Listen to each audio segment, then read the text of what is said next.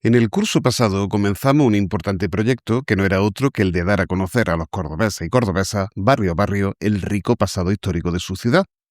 Teniendo como referencia la famosa obra de Paseo por Córdoba de don Teodomiro Ramírez de Arellano, eso sí, revisada y actualizada, comenzamos entonces por el barrio donde vivía nuestro autor de cabecera, es decir, el barrio de la Magdalena. En esta ocasión continuaremos nuestra labor recorriendo el vecino barrio de San Lorenzo, uno de los más interesantes de la cerquía, que no olvidemos forma parte de un casco histórico declarado Patrimonio de la Humanidad por la UNESCO.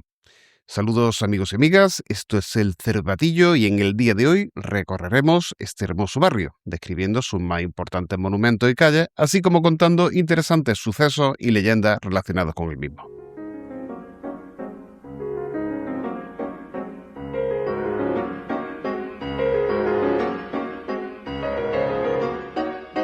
Una vez más, me acompaña a los micrófonos la incombustible profesora Inmaculada Herencia, con quien compartiremos este ameno rato de charla. Buenas tardes, Inmaculada. Buenas tardes de nuevo, Rafa.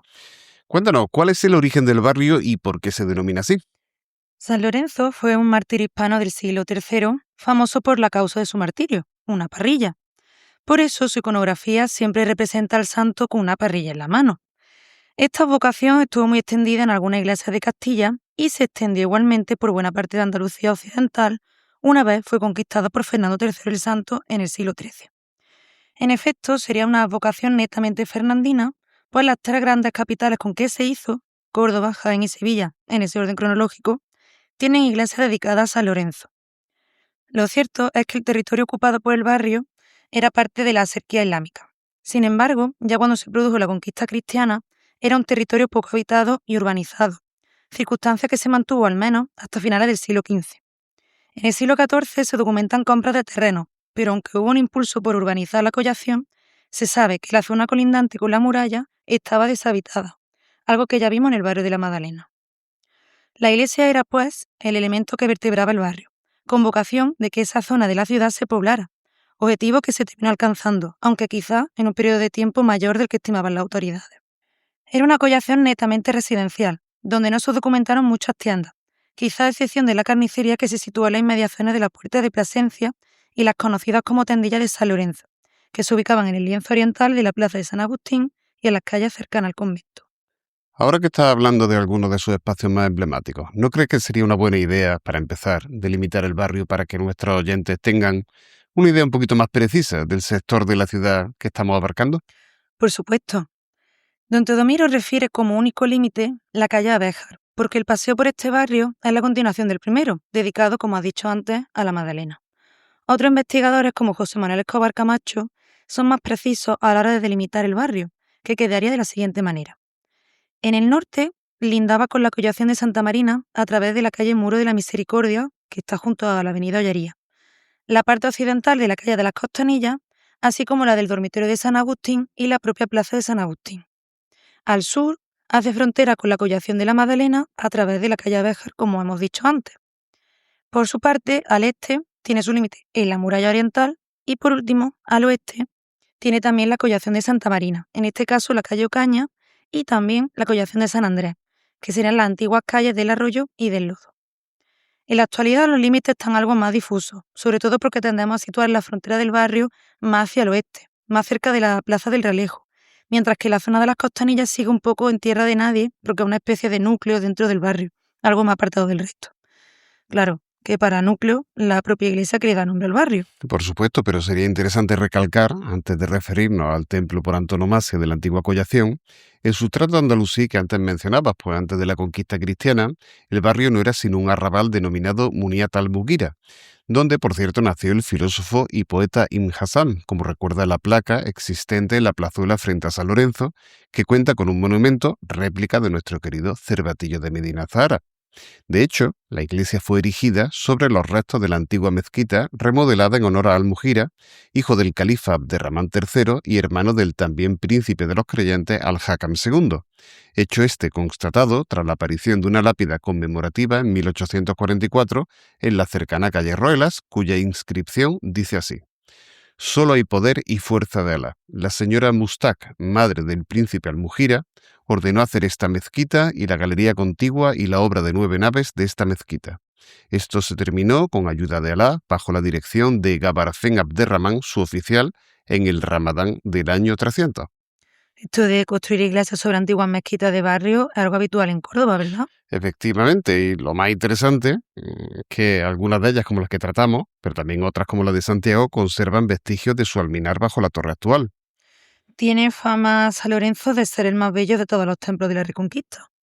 No podría decirte si es el más bello, pero desde luego es uno de los que tiene más encanto, como atestigua el hecho de que su imagen haya sido reproducida en múltiples publicaciones desde el siglo XIX, como por ejemplo Recuerdos y Bellezas de España, por el famoso ilustrador Francisco Javier Parcerisa.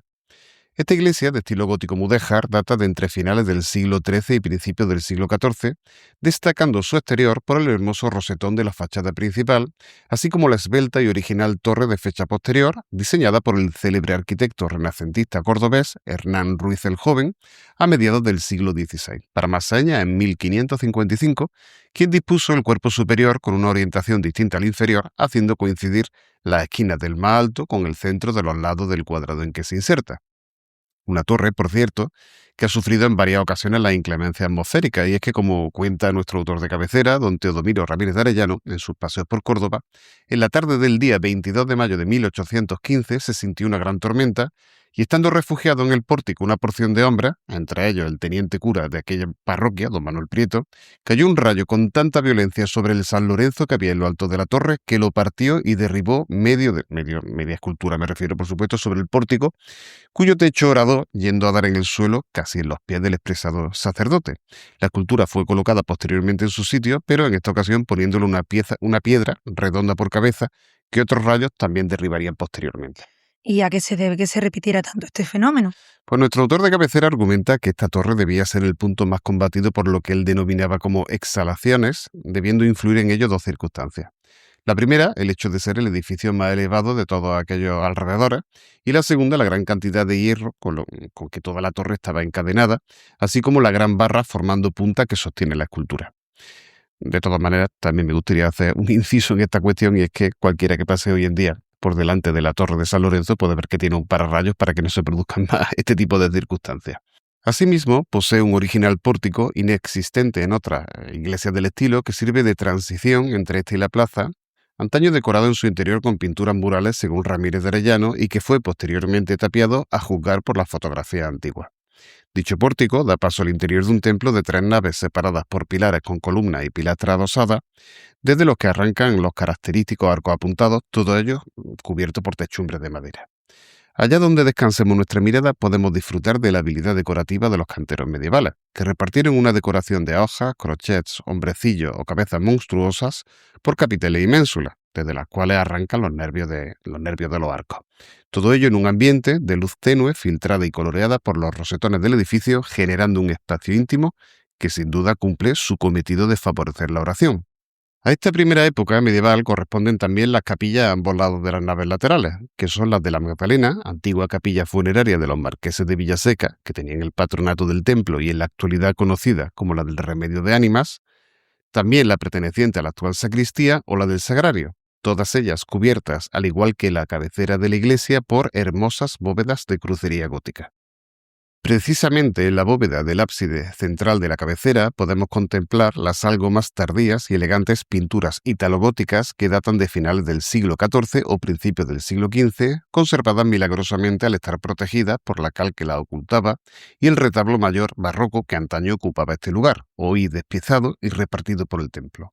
Este conjunto único de pinturas murales comprenden 6 serafines y 14 querubines en los plamentos de las bóvedas, mientras que en los paramentos aparecen escenas de la pasión de Cristo. Por ejemplo, Cristo llevando la cruz a cuestas, la crucifixión o el descendimiento, así como algunos santos y profetas del Antiguo Testamento. ¿Y ha sufrido mucha transformación el templo?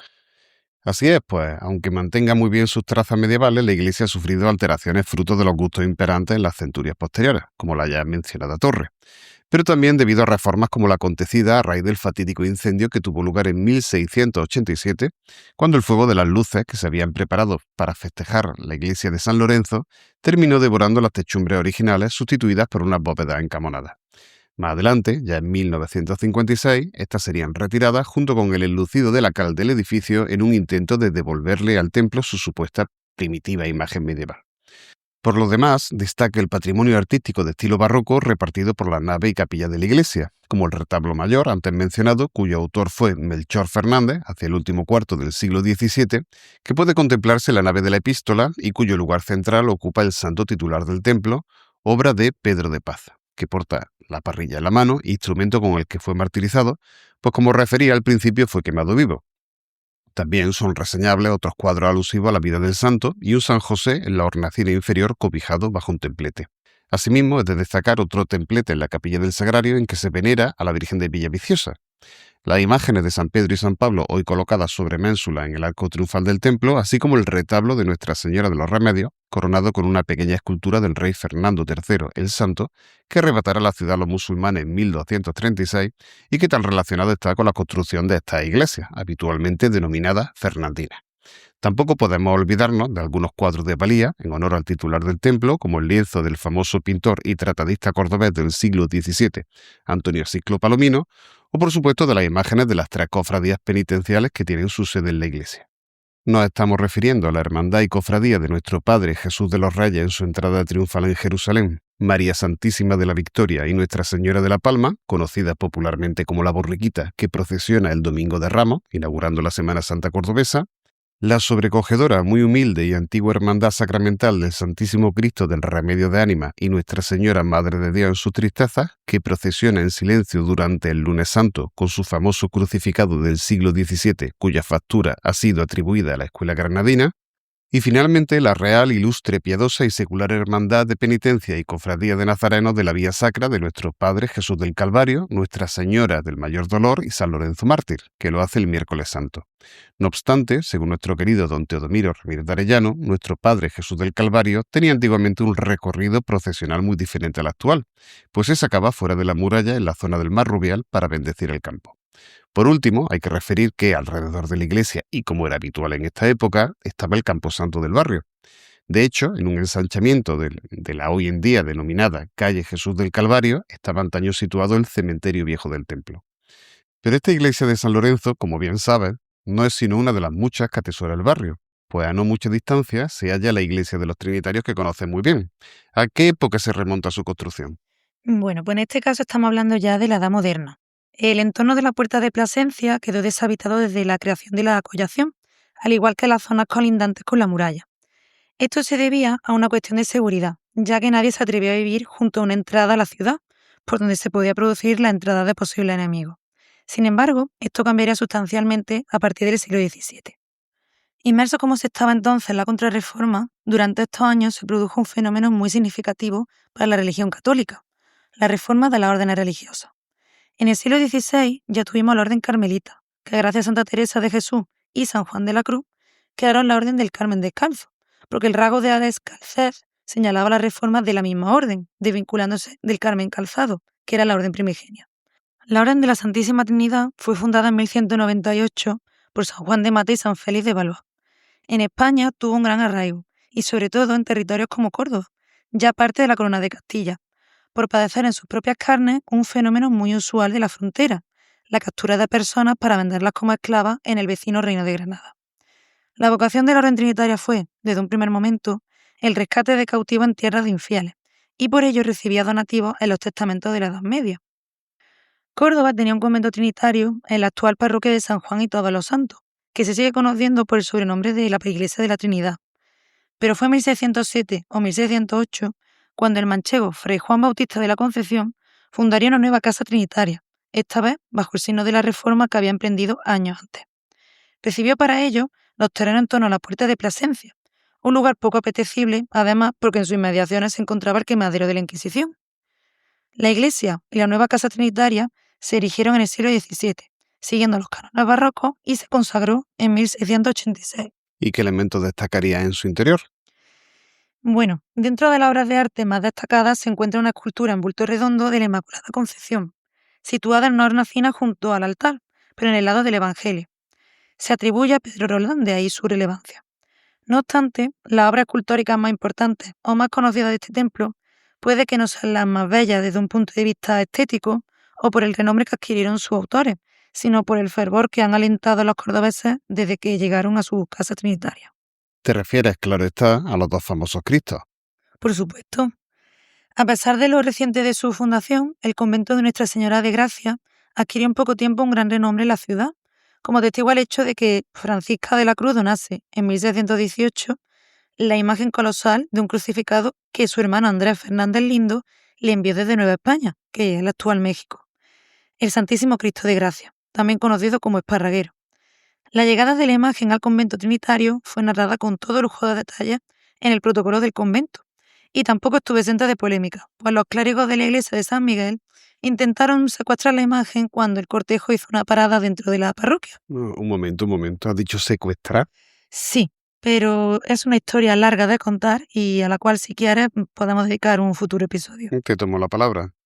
Valga decir por el momento que, afortunadamente, después de unos momentos de gran tensión, el crucificado llegó a la iglesia, donde ha permanecido casi la totalidad de estos más de 400 años, dando lugar a una hermandad que procesiona cada Jueves Santo, acompañada del calor y del fervor de los cordobeses. El fenómeno de los conocidos como Cristos de maíz no es único en el caso del Esparraguero, y es que en la ciudad de Córdoba tenemos otras imágenes realizadas en caña de maíz o caña hija, que fueron enviadas en su momento desde diversos puntos del Virreinato de Nueva España, que ocupaba lo actual en México, como he dicho antes, pero también la mayor parte de América Central. El material es muy sensible, ya que se conseguía triturando pulpa de maíz, al que se le añadía un jugo de orquídea que no solo daba consistencia a la mezcla, sino que lo protegía del ataque de los insectos. Este material tiene también una gran ligereza, lo que facilita el transporte de las imágenes. La devoción al Santísimo Cristo de Gracia arraigó pronto entre la feligresía del barrio y de la ciudad, lo que permitió que un siglo después se le dedicara una capilla propia en el lado de la epístola. Esta capilla y su camarín fueron costeados con donaciones testamentarias de cordobeses que vivían en América y configuraron la estética actual del camarín. Esta capilla, además, alberga los restos de San Juan Bautista de la Concepción, recogido en una urna de plata bajo su efigie realizada en cera y que, para muchos, fue objeto del terror en la infancia por el realismo de los rasgos. Totalmente. Y es que nuestro buen fraile adquirió pronto fama de santidad, hasta el punto de que fue beatificado en torno a 1819 o 1820, según los datos de don Teodomiro, cuyos festejos con fuegos artificiales, por cierto, incendiaron los olmos que había originalmente en la plaza, en fin, hasta tal punto llegó la fiesta, para ser canonizado en 1975.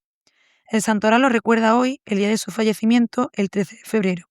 Pero no podemos tratar las devociones de esta iglesia o parroquia sin hablar de una de las devociones con mayúsculas de la ciudad de Córdoba, la de nuestro Padre Jesús Rescatado, un Cristo que también tiene un curioso origen, ¿verdad?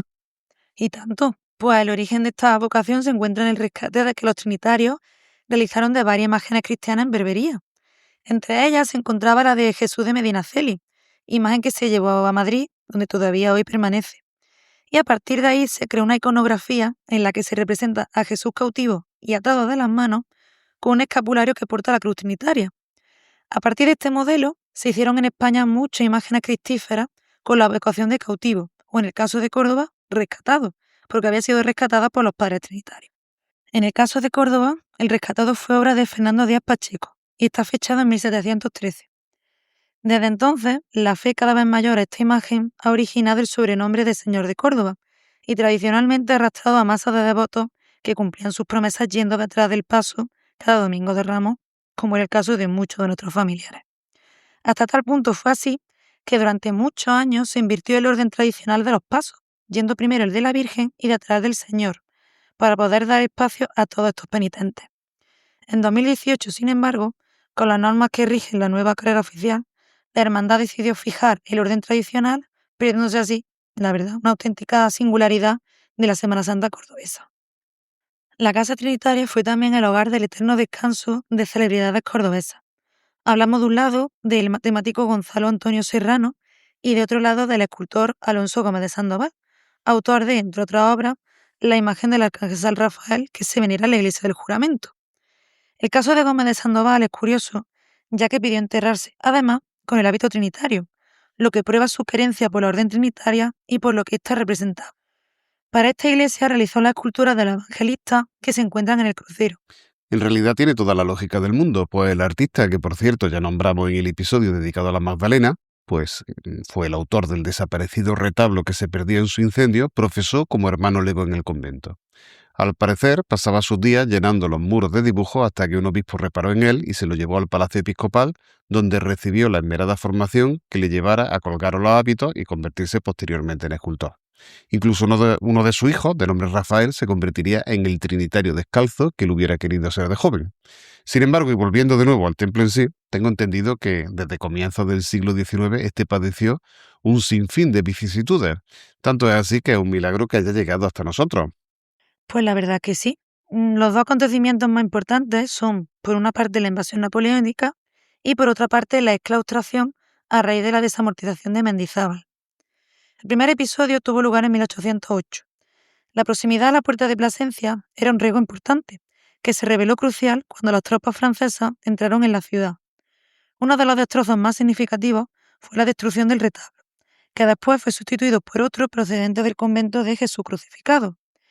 Durante la invasión napoleónica, se sabe que la imagen del Santísimo Cristo de Gracia, por ejemplo, estuvo acogido en la iglesia de la Compañía, regresando a su templo originario años después de la victoria sobre los franceses. Sin embargo, el golpe definitivo tuvo lugar en 1835, cuando a raíz de las desamortizaciones decretadas por el ministro Mendizábal, se ordenó la exclaustración del convento, provocando la salida de los trinitarios. La iglesia mantuvo el culto gracias a la Hermandad del Cristo de Gracia, porque la del rescatado, según Ramírez de Arellano, estaba prácticamente disuelta por esa fecha. Pero el convento tuvo varios usos. Inmediatamente después de la exclaustración, el convento se dedicó a presidio, aunque el ayuntamiento de la ciudad lo clausuró en 1843. A presidio, desde luego, un uso bastante curioso para una iglesia. Sí, bastante extremo de uno a otro. Años después, en torno a 1866, se intentó reconfigurar una comunidad religiosa, que se sabe que los claretianos estuvieron por allí, pero la iniciativa no prosperó. El uso más recurrente de estos años fue el hospitalario. Así fue un hospital de coléricos en los años 1855, 1856 y también 1860. Pero el más importante fue el hospital de sangre instalado allí en 1868 para atender a las heridas de la batalla de Alcolea. Por su parte, la Huerta de los Trinitarios, conocidos en la ciudad como Padres de Gracia, se mantuvo a lo largo de estos años, al parecer como depósitos de flores y semillas, como así lo recoge la cartografía del siglo XIX. Tanto en 1850 como en 1884 se ve señalizada la Huerta de los Padres de Gracia, que esto se correspondería en la actualidad con los terrenos del Colegio de Trinitarios, el Jardín de los Poetas y las primeras casas de las Costanillas.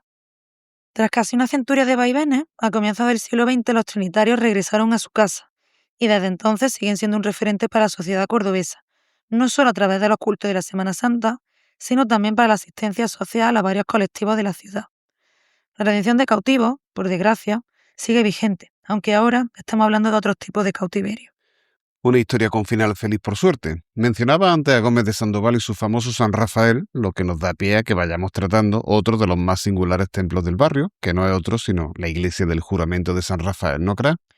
Una iglesia relacionada con las apariciones del Arcángel Custodio de Córdoba. Naturalmente, ya que la iglesia, sede por cierto de la Hermandad Universitaria, se levanta en el lugar donde antes estaba la casa del venerable Padre Roelas, a quien, según la tradición, San Rafael Arcángel se le apareció en varias ocasiones a lo largo del siglo XVI.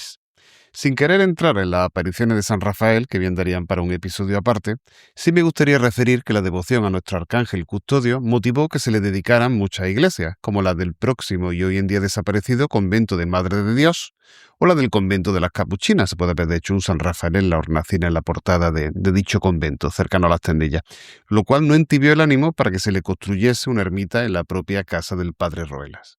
Pero como quedara pequeña, lógicamente había una gran devoción, en 1796 se iniciaron las obras del nuevo proyecto, encomendado en este caso a Vicente López Cardera, arquitecto formado en la Real Academia de Bellas Artes de San Fernando, como demuestra la impronta neoclásica del templo, uno de los escasos ejemplos, por cierto, de este estilo existente en nuestra ciudad. El templo se concluiría en la temprana fecha de 1806, acaso por haber sido sufragado en buena parte por suscripción popular.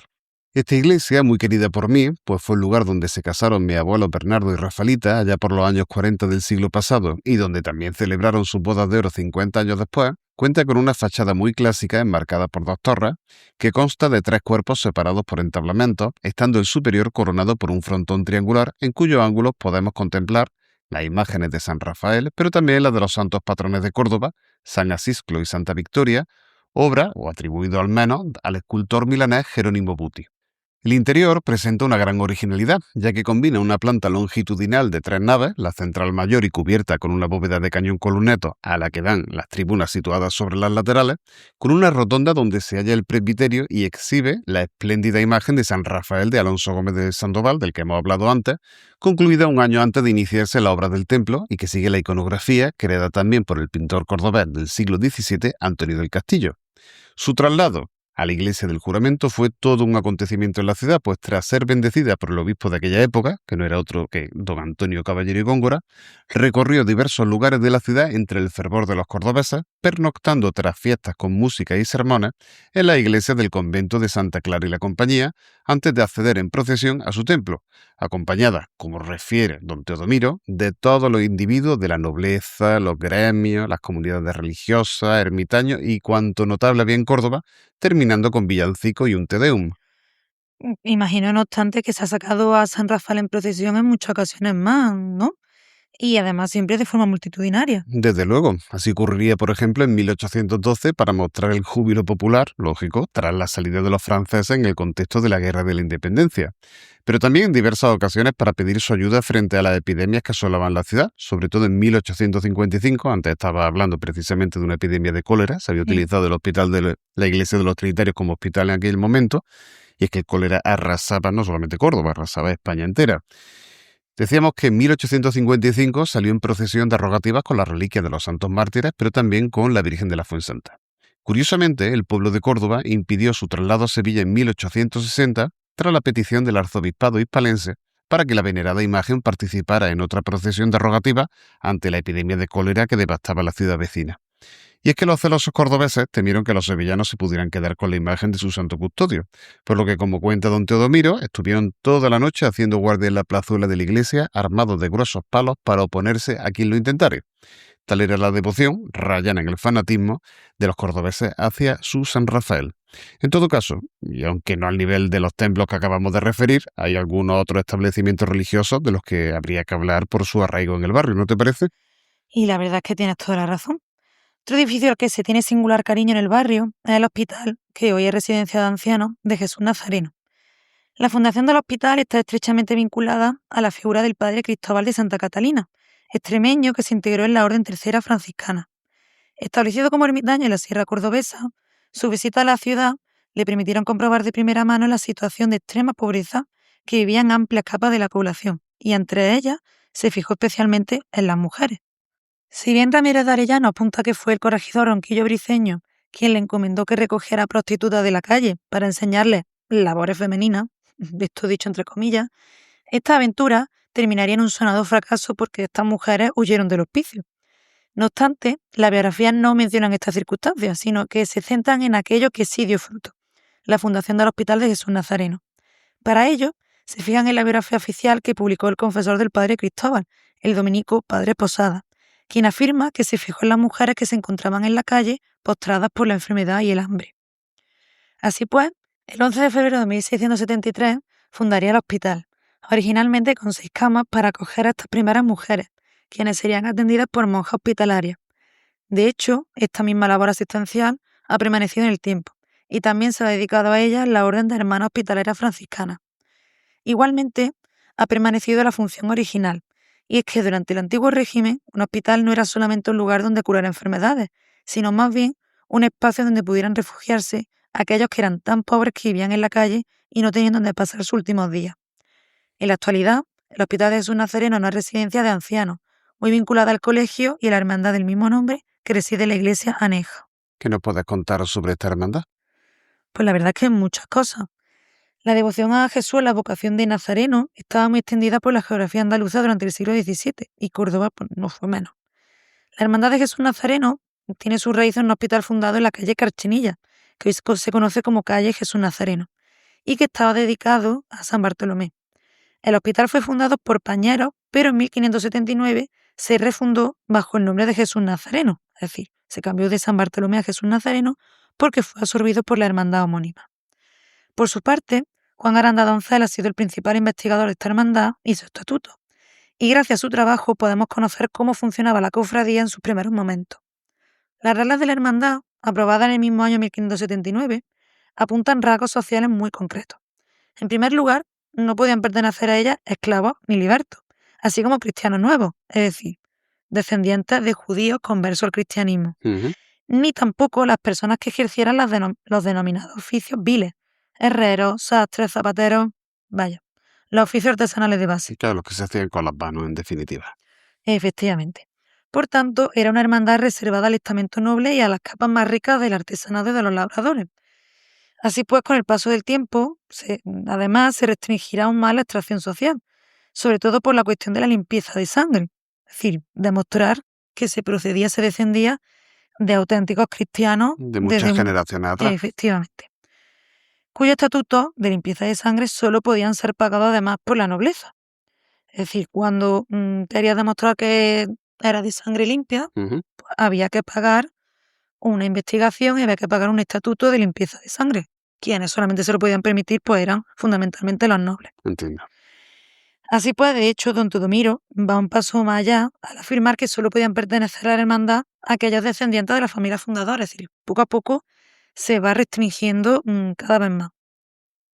Todo ello, por tanto, llevó a que la hermandad tuviera siempre muy pocos hermanos, lo que a la larga supuso una dificultad en el plano económico. De hecho, la imposibilidad de sufragar la estación de penitencia el Viernes Santo provocó que la talla de Jesús Nazareno dejara de procesionar en 1793, y a partir de ahí, tanto la imagen de Jesús como lo de María Santísima Nazarena estarían bajo la custodia de la hermana hospitalaria, hasta que ya en 1971, casi 2 siglos después, la hermandad fue refundada por un grupo de cofrades.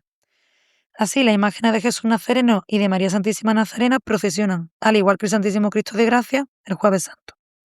Las dos imágenes de la cofradía son de autoría desconocida. Por su parte, la imagen de nuestro Padre Jesús Nazareno está fechada entre finales del siglo XVI y comienzos del XVII, mientras que la de María Santísima Nazarena, que está datada en el siglo XVII, se atribuye, sin más datos, a una escuela italiana. Y esta hermandad pues procesiona en completo silencio el Jueves Santo.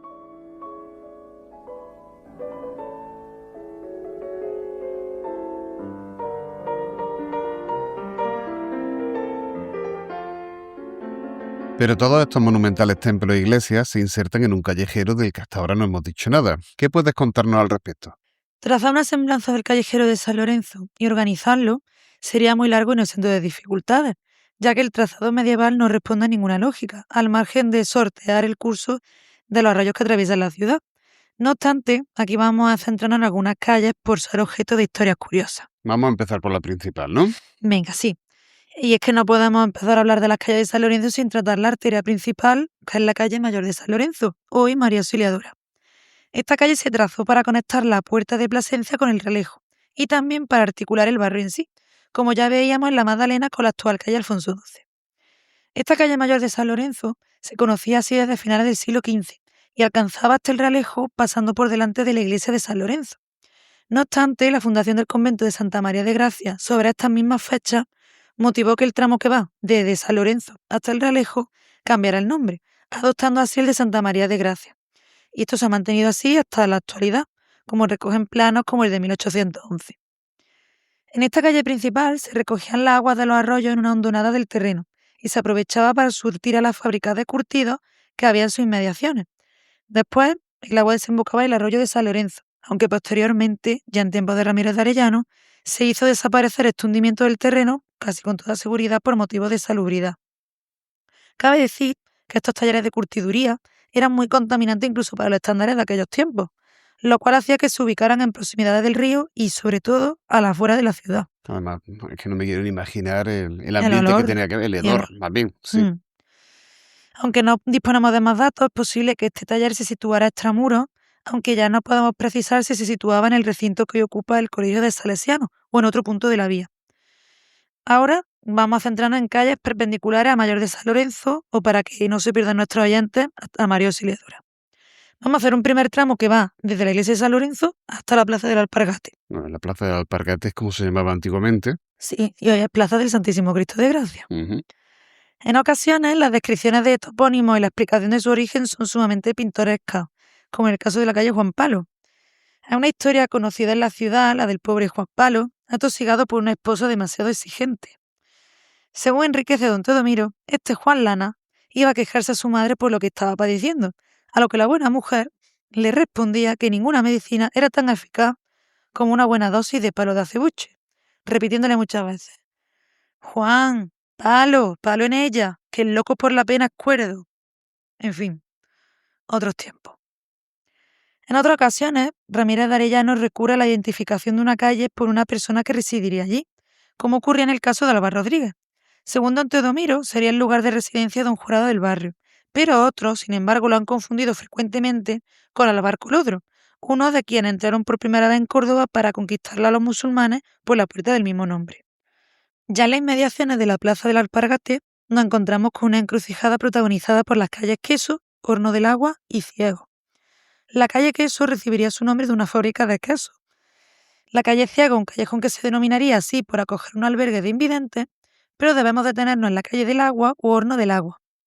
Esta callecita, que procede de la Plaza del Cristo de Gracia, se inundaba cuando llovía, mientras que su confluencia con el callejón de los Ciegos y con la calle Queso daría lugar al espacio conocido como Cruz de San Lorenzo.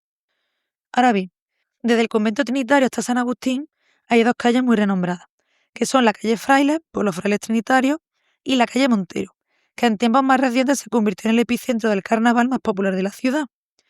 No obstante, nosotros vamos a recorrer calles que conectan la calle Montero con la iglesia de San Lorenzo a través del juramento. Sin olvidar que entre la calle Fraile y Montero, o en esta última, quedan los restos de dos ermitas que son las de San Juan de Letrán y las de las Montañas. Particularmente interesante resultó la primera, pues gozaba de todas las indulgencias y prerrogativas que la homónima de Roma, y porque, según cuenta don Teodomiro, guardaba como reliquia uno de los brazos de San Lorenzo, que una señora piadosa, de nombre Isabel Rodríguez de Córdoba, había traído desde Roma en 1555 de manos del propio Papa Paulo IV. Pero continuemos el recorrido por el callejero. Continuemos, sí. Empezaremos por la calle Cristo, o también conocida como Cristo de los Velascos. Esta calle parte de la calle Montero y tiene un recorrido muy sinuoso hasta desembocar en dos puntos dispares. Por un lado, la calle Jesús del Calvario, que da también a la iglesia de San Lorenzo, y por otro, la plazuela de Don Arias, que se encuentra en una esquina de la iglesia del Juramento y enlaza con la calle Roela. En realidad esta calle tiene varias denominaciones. Al igual que en el caso de los arroyos de Córdoba, en que varias calles aluden a un mismo arroyo, pero con distinto nombre, en función del lugar en que nos encontremos, para la calle Cristo o Velasco es prácticamente igual. El tramo que comienza la calle Montero es hoy la calle Velasco, pero en tiempos de don Teodomiro se conocía como Cristo de los Velascos, por tener esa familia Velasco una casa. Avanzando por la calle Velasco, llegamos a una especie de bifurcación, que no es tal, sino que alcanzamos la calle Cristo propiamente dicha, que tiene dos salidas, a la calle Jesús del Calvario y a la calle Roela. Esta calle, en tiempos de Ramírez de Arellano, se conocía como Cristo de San Rafael, y es por eso que decimos que estamos ante una misma calle que recibe diferentes nombres en función del punto en que nos encontremos. Yo creo que es un fenómeno bastante típico en Córdoba. Pues sí, la verdad, y lo veremos posteriormente. Por su parte, la calle Roelas conecta la iglesia del Juramento, la plazuela de Don Arias y la iglesia de San Lorenzo. Dentro de esta calle hay una serie de callejas sin salida que hoy reciben el mismo nombre de la calle Roelas, pero que en tiempos de don Teodomiro se conocían como calle de los Lizones, en alusión a un apellido que ya no se usaba en la ciudad, y calle de Miguelete o del Rincón. Esta calle Roelas se bautizó así en honor al padre Roelas, cuya casa estaba en este lugar y donde se sucedieron las apariciones del arcángel San Rafael, que lo han convertido en custodio de la ciudad y origen de uno de los nombres más recurrentes entre los cordobeses. Toca avanzar, pues, hacia el oeste, calle Mayor de San Lorenzo arriba, para abandonar el tramo de María Auxiliadora y enfilar Santa María de Gracia. Si vamos en dirección al Realejo, un poco antes de alcanzar la plaza del poeta Juan Bernier, a la izquierda encontramos la calle Pedro Verdugo. El callejero actual ha restablecido el nombre completo, pero en tiempos de nuestro autor se conocía simplemente como calle Verdugo, lo que daba lugar al equívoco de que en esta calle viviera el ejecutor de la justicia. Don Teodomiro desmiente esto porque el verdugo tenía su casa cerca de la cárcel de la ciudad y no aquí. Así es, porque Pedro Verdugo sería uno de los residentes de la casa conocida como el Cuartel de la Piedra Azul, que Ramírez de Arellano dice que pertenecía a los marqueses de la Granja. Este edificio, casa solariega, terminaría usándose como cuartel al no vivir en ella los titulares del mayorazgo, y se llamaba de la Piedra Azul simplemente por tener una losa del mismo color en la fachada. En un punto, cuando se habla de la calle Pedro Verdugo, Ramírez de Arellano habla acerca de que esta casa seguía existiendo, o sea, habla en presente. Pero una página antes, al hablar de la iglesia de San Lorenzo, nos dice que la fachada de la casa daría a la calle Santa María de Gracia. En cualquier caso, en la actualidad estos solares están ocupados por bloques de pisos. Pues sí, y además la calle Verdugo une Santa María de Gracia con la calle Abéjar, que suponía el límite del barrio con el de la Magdalena. Hablábamos antes de la confusión a la hora de nombrar algunas calles dependiendo del punto de la misma en que se estuviese, pero lo mismo sucede con el nombre de otras referidas por arroyos, que van mutando su denominación según por donde se pase. Sí, y además está un fenómeno muy curioso en Córdoba. Verá, antiguamente la ciudad de Córdoba estaba surcada por varios cauces de agua que procedían de la sierra y desembocaban en el Guadalquivir. En la actualidad todos estos arroyos fueron sometidos a obras de encauzamiento y de soterramiento, por lo que su rastro visible ha desaparecido de la faz urbana. Sin embargo, ha dejado huella en el callejero y dentro del barrio de San Lorenzo tenemos dos evidencias muy palpables. La calle Arroyo de San Rafael, junto a la iglesia del Juramento, y la calle Arroyo de San Lorenzo. El caso es que no hay acuerdo para conocer muchas veces la procedencia de estos cursos de agua. Sí se sospecha que estos dos arroyos, más el de San Andrés, serían el mismo curso de agua, pero con diferente nombre en función del lugar por el que transcurriera.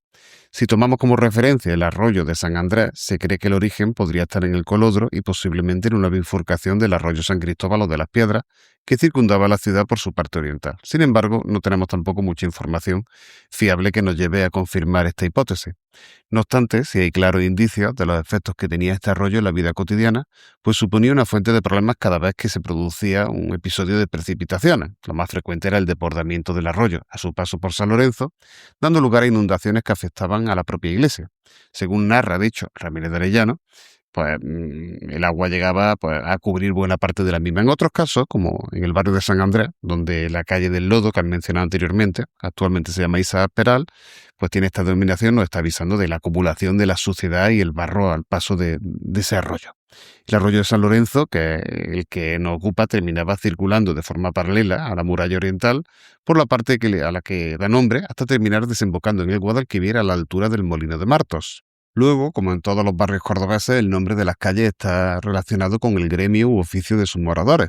Véase el caso, por ejemplo, de la calle Pleitineros, trabajadores dedicados a la fabricación de pleitas o tiras trenzadas de esparto, que cosidas pues servían para hacer esteras, sombreros, petacas y otros enseres. La calle de Costanilla Ancha o Aladreros eran los carpinteros dedicados a la construcción y reparación de añoras, ceñas, batanes, molinos, lagares. El callejón de Buenos Vinos, este es uno de mis preferidos, por ser las familias de lagares, porque había familias de gente que se dedicaba al trabajo en los lagares, lagareros, que vivían allí, y vivían concretamente de los viñedos que había en las afueras de la ciudad y de la sierra. O la calle del Queso, por ser el lugar donde se fabricaba dicho producto, como has dicho anteriormente. Nombres todos ellos que nos hablan de un barrio cuya actividad económica era fundamentalmente agraria, como revelan los antiguos padrones municipales, ya que sus humildes habitantes eran en su mayoría trabajadores del campo, hortelanos, mayorales o carboneros. Y luego había, como hemos referido, pues aladreros o lagareros, pero también un sinfín de oficios, entre los que podemos citar el de los carniceros, horneros, molineros, odreros, tejedores o zapateros, existiendo también, pues, como no podía ser de otra manera en todos los barrios, taberneros y también acemileros o tratantes de ganado. En definitiva, una collación mayoritariamente popular y muy reivindicativa, por cierto. ¿A qué te refieres? Pues estoy pensando en el motín del pan de 1652, recogido por Juan Díaz del Moral en su Historia de las agitaciones campesinas andaluzas, uno de cuyos cabecillas, Juan Tocino, le da nombre a una de las calles del barrio. ¿Y por qué se le llama motín del pan? Pues porque en esta época era el sustento principal de las clases populares y la hogaza había alcanzado unos precios desorbitados debido a las malas cosechas y a la especulación, pero también a las sacas de grano para llevarla a otras partes del país y las manipulaciones monetarias de la corona, siempre necesitadas de fondos para costear la política imperial. Si a todo ello sumamos que años antes la peste había provocado una gran mortandad en Córdoba, podemos comprender el círculo vicioso de hambre y muerte a que estaban sometidos los vecinos. Y bueno, explícanos cómo estalló ese motín. El motín estalló el 6 de mayo, cuando a la salida de la misa de San Lorenzo, una pobre mujer llamó la atención de todos los vecinos, gritando y llorando desconsoladamente a la par que mostraba el cadáver de su hijo, que acababa de morir de hambre. Imagínate una madre con un hijo que ha muerto de hambre. Entonces las mujeres del barrio, también madres y por tanto solidarias, corrieron indignadas y frenéticas, increpando a los hombres por su cobardía, incitándoles a acabar con la injusticia y la iniquidad. Los hombres se armaron con cuchillos, con lo primero que pillaron, cuchillos, chuzos, alabarda y hacha, y se dirigieron en tropel a la casa del corregidor vizconde de Peñaparda, que hubo de refugiarse en el convento de los Trinitarios para no perder la vida, lo cual no evitó, por supuesto, que su casa, al igual que la de muchos nobles y prebendados, fuera saqueada y el grano que guardaban fuera trasladado al pósito de la ciudad y al barrio de San Lorenzo. Tal era el clima de violencia que muchos caballeros y damas hubieron de refugiarse igualmente en sagrado para no perder la vida. Hizo falta la mediación del obispo Tapia para enfriar los ánimos de una muchedumbre formada por miles de hombres que al grito de «Viva el rey y muera el mal gobierno» recorría los barrios de la ciudad y se habían hecho con los cañones que defendían la plaza, apostándolos en la puerta de la ciudad para impedir la salida del grano.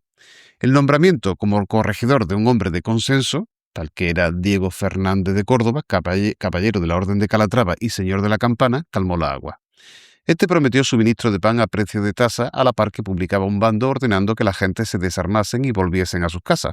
Extremo este último que se cumplió, dando por cerrado el episodio sin que felizmente hubiera un gran número de víctimas, a lo cual contribuyó el rey, que tras proveer de fondos para abaratar el pan, dio por bueno todo lo que se había dispuesto e indultó incluso a los amotinados. En definitiva, otra historia con relativo final feliz para todo lo que podía haber acontecido. En efecto, pero sin embargo, no hemos hablado hasta ahora de ninguna leyenda del barrio, ¿que no la hay? Por supuesto que sí, y además el malvado de la misma tiene el mismo nombre que aquel que apuñalara a un pobre hombre en una procesión del Corpus en el barrio de la Magdalena y fuera castigado por su crimen por la justicia divina. No sé si te acuerdas del asunto. Nos referimos una vez más a Luis Fernández de Córdoba, que era protagonista de la anterior leyenda a mediados del siglo XV y de esta a comienzos del siglo XVI, lo cual nos lleva a pensar que, como todas las leyendas, pues tiene un sustrato de realidad y hubo de existir efectivamente un infame personaje con ese nombre. Según el libro anónimo conocido como Casos Notables de Córdoba, a comienzos del siglo XVI vivía en la ciudad un opulento caballero llamado don Luis Fernández de Córdoba, y que dicho personaje, cuya importancia queda atestiguada por el apellido que portaba, poseía, entre otras muchas fincas rústicas y urbanas, una heredad de olivar con casa y molino en el Marrubial. Un día, cuando entraron en ella dos jóvenes quienes hicieron daño en la arboleda, supongo que serían dos pilluelos intentando robar algo, el dueño fue allá con sus esclavos mandando prenderlos y que sobre la cerca, allí mismo, le cortasen las orejas gritando en voz alta: «Esta es la justicia que manda hacer el señor Luis de Córdoba con estos hombres por el desacato que han cometido en su heredad», repitiendo este pregón a la par que paseaba a los dos infortunados por los alrededores de la finca. Los infelices, bañados en sangre, se presentaron al corregidor don Alonso Enríquez, quien, montando en cólera, salió en busca de don Luis. Este volvía en ese momento para su casa y, viendo que su prisión era segura, tomó iglesia en la de San Lorenzo, burlando así el pronto castigo que la guardaba. Vamos, que se acogió a sagrado. Pese a ello, le fueron confiscados todos sus bienes y se le sentenció a muerte. Sin embargo, la esposa del reo, doña Isabel Gutiérrez de Porras, marchó a Sevilla y, arrojándose a los pies del católico rey Fernando, le pidió el tan ansiado perdón para su esposo. El rey escuchó su demanda, contestándole: «Dueña, ¿me rogáis por un hombre tan malo?», a lo que replicó: «Señor, es mi marido y padre de mi hijo». Al fin le fue concedido el perdón y la devolución de bienes, con ciertas condiciones a favor de los jóvenes que perdieron las orejas en manos de los esclavos de aquel soberbio caballero. Y es que, como suele decirse, siempre hubo clase y clase. En efecto. Has mencionado la zona del Marrubial y eso me recuerda que también deberíamos tratar la zona extramuros. Claro que sí. Pues mira, la parte oriental del barrio se había amurallado a partir del siglo XII, cuando los musulmanes protegieron la zona de la Jerquía en previsión de posibles ataques enemigos, como queda atestiguado por los lienzos de muralla de tapial que todavía se conservan en los alrededores, junto al que debía ser un acceso fortificado que posteriormente se conocerá como Puerta de Plasencia. Lamentablemente, como muchas otras puertas de nuestra ciudad, solamente queda en pie, pues, como todos sabemos, la Puerta de Almodóvar, la reconstruida Puerta del Puente o la de Sevilla. Pues esta Puerta de Plasencia sería derribada en 1879, desgraciadamente. Decíamos que los musulmanes habían intentado proteger la zona de la Jerquía. Sí. Sabemos que Córdoba, pues ya lo hemos explicado en otros programas, que había dos zonas importantes, la Medina y la Jerquía, ¿verdad? Sí. La Medina era la ciudad alta, la Jerquía era la ciudad Ajerquía o Axerquía, que de las dos maneras lo podemos decir. Pero sin embargo, este intento fue un intento frustrado, pues fue precisamente por este punto por donde entraron las huestes de Fernando III el Santo en 1236, cuando conquistó la ciudad, recibiendo posiblemente el nombre por el lugar de origen de las milicias concejiles cristianas que primeramente la franquearon y que debían de ser de esta localidad de Plasencia. Sí, se cree eso, sí. Fue de hecho durante siglos la principal puerta de acceso a las ciudades del este, por arrancar desde este punto el camino hacia Madrid, antes de que se construyese la nueva carretera en época de Carlos III y la apertura de la conocida como Puerta Nueva o de Alcolea que tratamos en el Paseo de la Magdalena. De modo que, como cuenta Ramírez de Arellano, por ella entraron no solamente Fernando III, conocido como el Santo, sino también otros monarcas españoles y personalidades de la ciudad. La Puerta de Plasencia pasó al ejido, al descampado antiguamente conocido como el Marrubial, por la abundancia de esta planta, el marrubio, también conocida como toronjil o malvarrubia, especie aromática y medicinal utilizada en Córdoba desde tiempo inmemorial para las dolencias digestivas. No obstante, en el pasado, este lugar tuvo otro nombre mucho más triste, que no era otro sino que el de quemadero de la Inquisición. Te puedes imaginar por qué. Sí. Por ser el lugar donde perecían en la hoguera aquellos desgraciados condenados y relajados al brazo secular por el Santo Oficio. Y es que tras los imponentes autos de fe, muchos de los cuales se llevaban a cabo en la Plaza de la Corredera, la Plaza Grande de Córdoba, los que habían sido condenados por delitos leves eran reconciliados y puestos casi inmediatamente en libertad, mientras que otros debían abjurar de cualquier creencia que no fuese la cristiana católica, apostólica y romana, eso sí, no sin antes sufrir el escarnio público al ser azotados o imponerle atributos pues, muy vergonzantes, ¿no? Como la coruza o el San Benito. Los menos afortunados, judaizantes, mahometanos, protestantes, etc., eran, como he referido anteriormente, conducidos en procesión al cadalso para ser entregados a las llamas, de las que no se libraban ni tan siquiera los oídos, quemados en efigie, o los fallecidos durante el proceso, cuyos huesos eran entregados también al fuego purificador. Pero pasando a temas más amables, también había en la zona en la que, por cierto, confluían muchos de los arroyos procedentes de la sierra, tales como el de Las Piedras, Matadero, Hormiguita, Camello o Casita Blanca, algunos elementos de interés. Por ejemplo, un calvario costeado y mantenido todos los años por la Hermandad de Jesús, una de las hermandades de San Lorenzo, o la conocida como Cruz del Padre Ruelas, por ser este el lugar donde, según la tradición, se le apareció nuestro custodio, el arcángel San Rafael, acompañado de los mártires de Córdoba. Ramírez de Arellano refiere que en los alrededores también se encontraba el conocido como Jardín de Miraflores, probablemente relacionado con el cortijo de Miraflores Alto que aparece en los planos antiguos de la ciudad y que, según nuestro autor, había sido costeado por el marqués de Villaverde, bajo la acertada dirección del notable floricultor don Manuel Corrales, quien logró aclimatar y aún propagar multitud de plantas que eran desconocidas en los jardineros cordobeses. Un verdadero vergel con diversos invernáculos, laberintos, así como fuentes adornadas de esculturas. Hacia 1865 se proyectó construir en este ejido del Marrubial un presidio provincial, llegándose incluso a presentar el anteproyecto a cargo del arquitecto provincial don Pedro Nolasco Meléndez. Más lo que se terminó construyendo fue un cuartel militar de caballería que llevó originalmente el nombre de Alfonso XII, monarca que con motivo de su visita en 1877 colocó la primera piedra. Posteriormente, y ya durante la época de la Segunda República, sería rebautizado como Cuartel de Lepanto, sede actual de un centro cívico que alberga la Biblioteca Pública Municipal. Como puedes ver, la zona ha tenido diversos usos y ha sufrido numerosas transformaciones en la última centuria, pero también la zona del barrio Intramuros, ¿no? Como es lógico por otra parte. El siglo XX continuó la estela de los profundos cambios que experimentó la ciudad de Córdoba ya desde el siglo XIX. Ramírez de Arellano se sabía testigo de excepción de este proceso y por ello su obra es un testimonio crucial para comprender las transformaciones urbanísticas de las dos últimas centurias.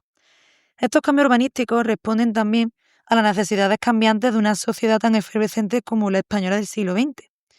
Así, el primer cambio que debemos destacar es el de la instalación de los salesianos en Córdoba en 1901.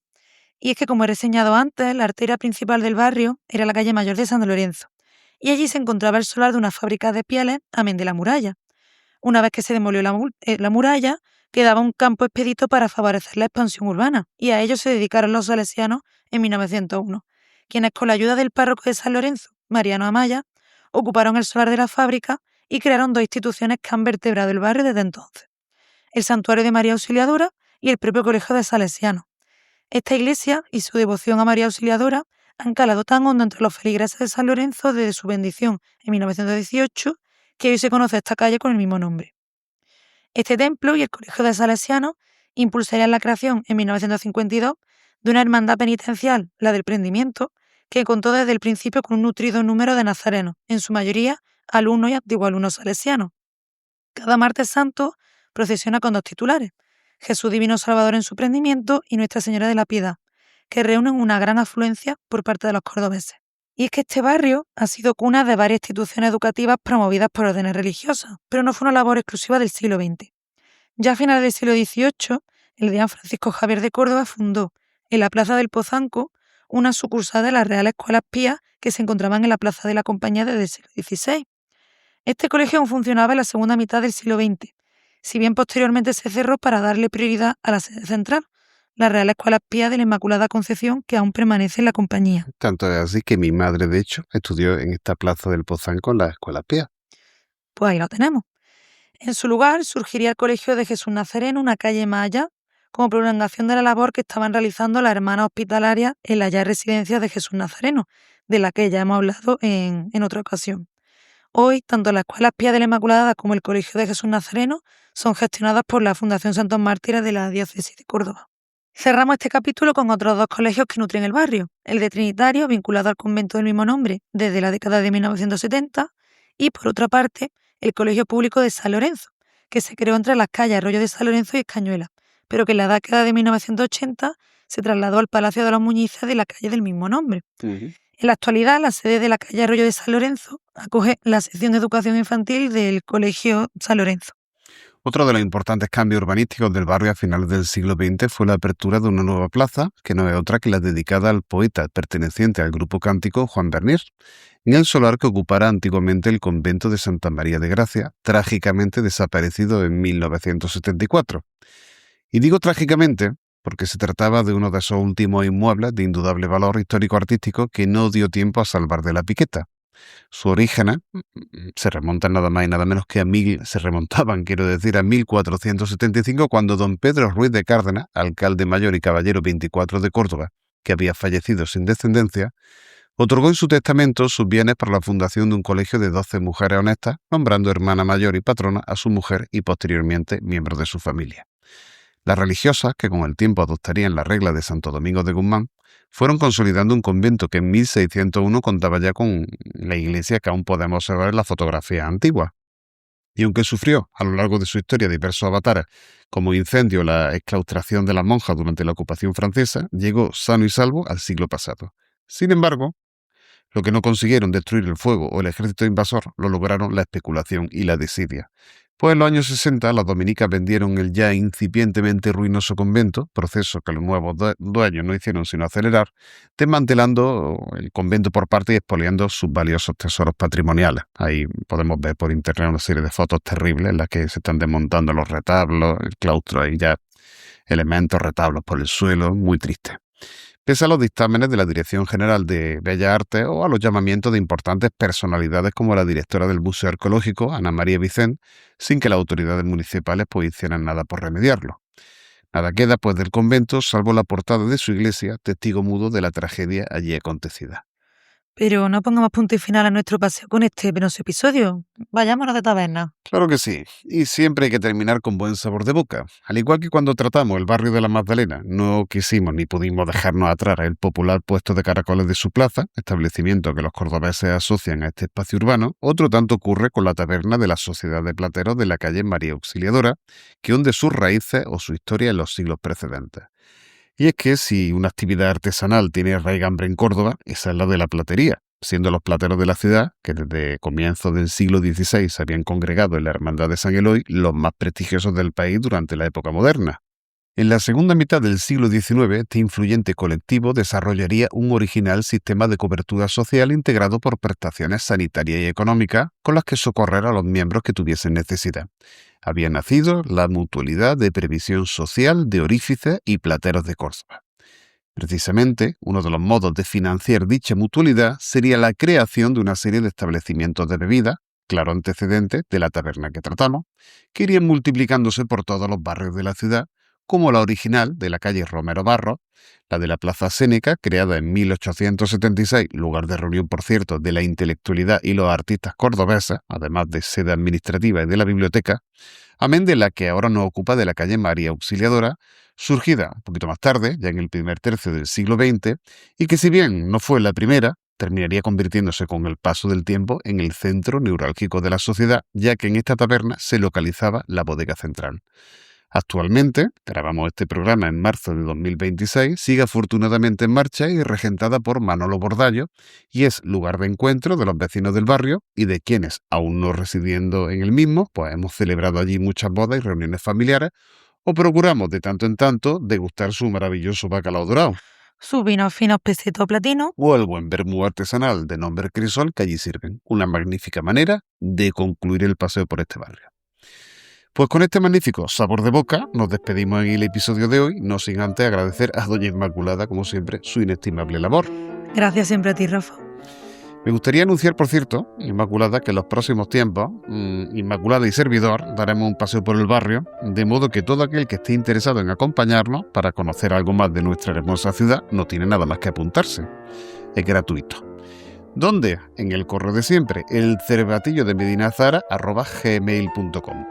Espero, queridos oyentes, que el programa haya sido de vuestro interés. Si ese ha sido el caso, no olvidéis suscribiros y darle un like. Nos vemos pronto en un nuevo episodio y entre tanto recuerden, sapere aude.